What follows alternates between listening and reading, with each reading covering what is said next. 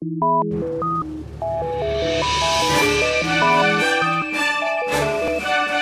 you enjoy science and are fascinated by how things work, you've got great analytical and creative problem-solving skills and strong maths, but yet you really like to do practical tasks, then a mechanical or mechatronics degree is the one for you. Mechanical engineers don't just design and figure out how to build machines, they design planes, cars, robots, smart devices, digital cameras, satellite dishes, even super yachts.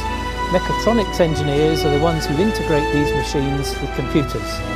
You'll find these degrees open up a wide range of career possibilities you might never have thought of before. Such as using our can-do attitude and Kiwi ingenuity to develop world-class automation, robotics and vision systems, like we do here at Can-Do Innovation. Or developing designs for large-scale manufacturing, like we are doing here. And we went on to design the world's most advanced plasma cutting machines here in New Zealand. These are universal degrees that will allow you to work anywhere, in industry, commerce or academia. For the past 3 years, I was seconded to BMW in Germany for the I project, and in that I was working in the department responsible for the manufacturing of carbon fibre reinforced plastics, which make a majority of the structure of this car. Mechatronics is a blend of mechanical, electronic and computer systems engineering. This involves design and controlling things like surgical robots, wearable exoskeletons and self-driving cars, as well as automating large-scale industrial machinery, systems and production processes.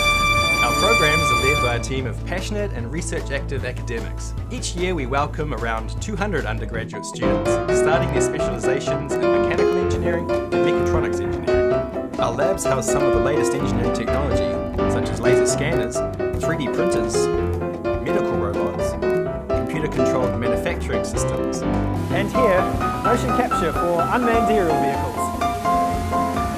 Plus, there's our twisted flow wind tunnel and our new closed circuit wind tunnel, which is the largest in New Zealand. These wind tunnels can be used for building, sail and vehicle aerodynamics, wind energy and elite cyclist studies. You'll have opportunities to participate in a wide range of activities outside the lecture room. One example is the Formula SAE team, who design, build and race a new car each year. Last year they came third in the Australasian competition. We offer 2 world-class, internationally respected programs that will give you a firm foundation for your future career, and will give you the opportunity to tailor your final year to match your own interests and career objectives. The opportunities are endless. Don't miss out. Achieve the amazing.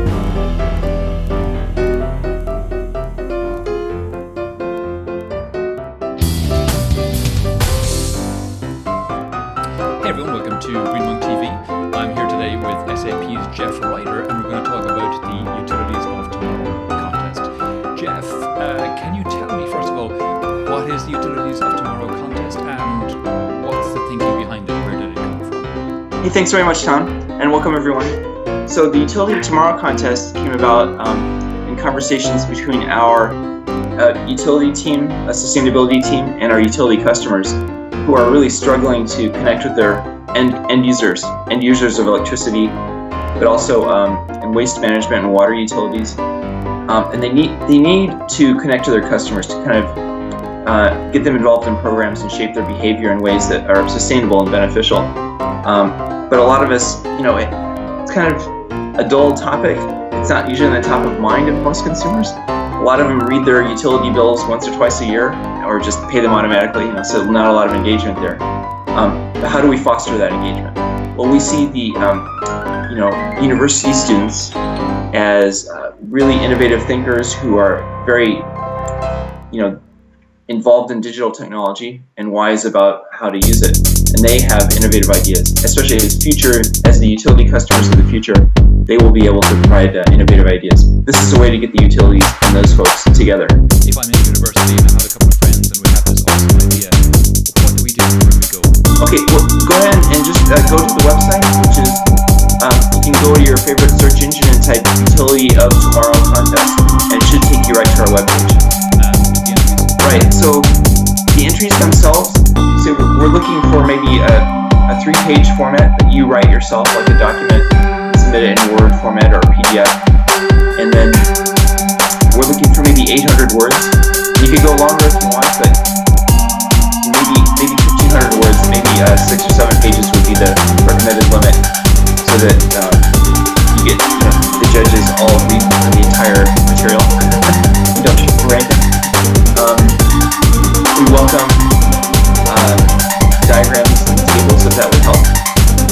basically 800 words.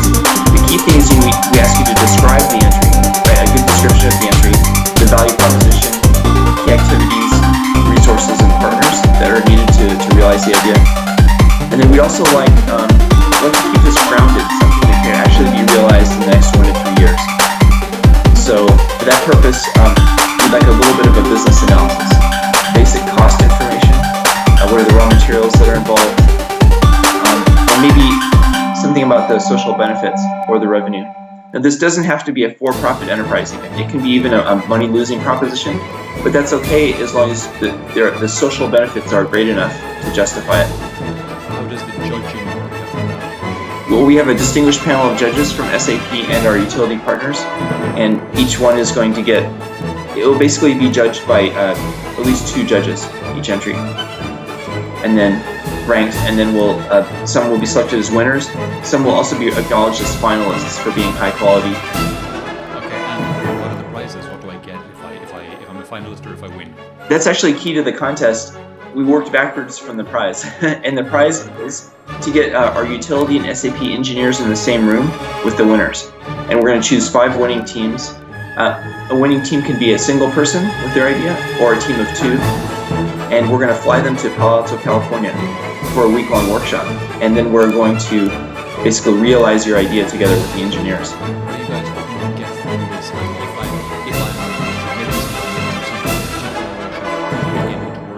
I think it's diagnosing in your area what would be a challenge for the utility company that you see. Now, it could be on the electric side. So the electric power utility is struggling with integrating green energy into the grid, smart appliances in the home, maybe connecting to them and having behavioral modification around that. Electric vehicles, how do you integrate electric vehicles into your community? And the utilities in some parts of the world need to take a lead on that, on the infrastructure too. And then also water and waste management. There are problems in water use and tracking it, disposing properly of waste. I mean, there are a lot of topics. So basically diagnosing the problems that you see and then offering an innovative solution that might involve a mobile app. And that mobile app would connect the utility to the consumer. It might be a gamified app where you get points for doing something sustainable. Great. Yeah, fantastic. Thank you, Tom.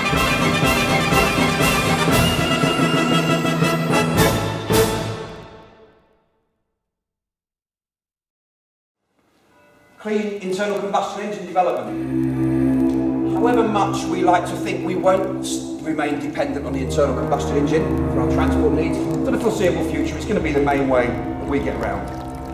If we're not going to do away with it, we have to find ways of making it cleaner, less polluting. So we're working with Ford to develop much cleaner internal combustion engines. This one here hasn't got spark plugs in it to send light to the fuel mix. It's got a laser, and the lasers fire thousands of times every second. It's a much cleaner burn of the fuel, much more efficient burn of the fuel. So you get more miles per gallon. And the exhaust gas is far cleaner. Laser ignition, we're doing that with Ford. That's one example of our internal combustion engine work. The construction industry is the single heaviest demand on our planet's resources. It's the dirtiest part of our engineering.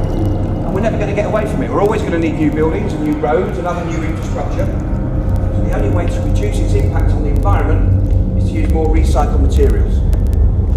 So we have a research group looking at ways that we can use old demolished buildings and old road surfaces and reuse them in new buildings. And also using materials that have been used elsewhere in the world and converting them into building materials. Green glass as a road surface is quite a common use now. That's a big area of research. Smart functional materials. We're good at this stuff. Our materials science group, we're not going to see any of those things today. They're in a separate building, but they're the second best in the country in our research in various areas, second only to Cambridge. And really what we're good at is thin films. Which might not mean much to you, but these are smart functional materials. These will enable the next generation of communication devices, electronic devices, and optical devices. These films are also being used to improve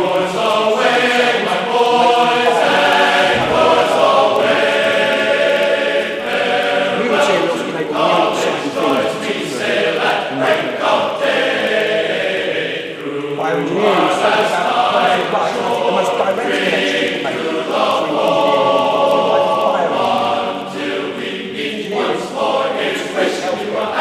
to be honest with you, every part of modern healthcare is enabled by engineering. You took the engineering out of the Royal Hospital ground, and there wouldn't be much left. You know, putting it, there is no buildings actually, if you took the engineering out. It's probably left just a few people in the field like nurse. Everything is based on that's one side. What we're doing here is working in two main areas. You see here, the first is the eyeballs. We've got a group of people who've got labs full of people's eyeballs and jigs and devices. They're monitored for seconds. It's quite a lot of paper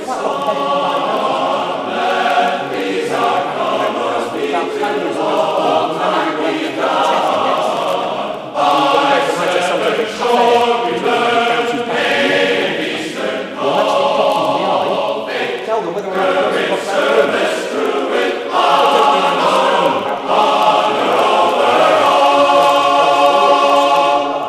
And sometimes they misdiagnose. There's a lot of false positive diagnosis from Alco. We've got healthcare millions, not billions across Europe. There's a lot of false negatives where people suffer necessarily when they could have been treated early on. It's a big problem. We're now experts in computing. We're now experts in a very complicated area. The other one, you want to do implants. We're making enhanced performance implants that last longer out of really advanced alloys.